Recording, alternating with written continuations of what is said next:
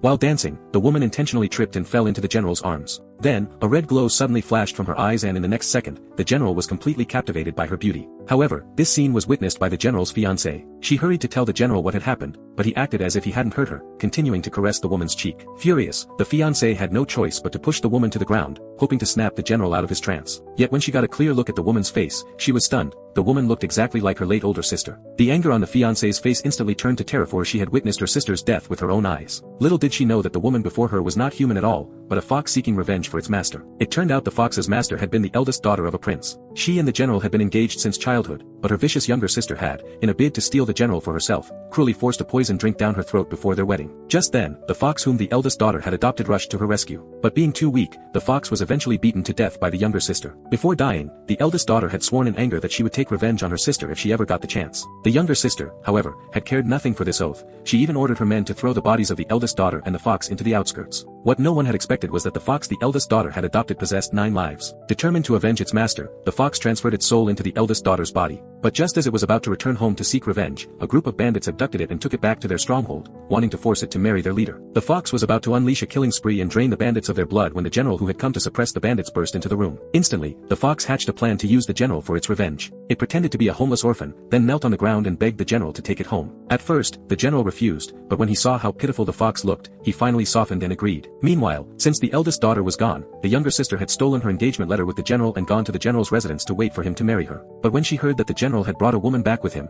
she rushed out immediately, intent on killing the woman. To her shock, the general who had always been gentle with her scolded her sharply for being too arrogant and overbearing. Watching the woman hiding behind the general, the younger sister made up her mind to have her killed.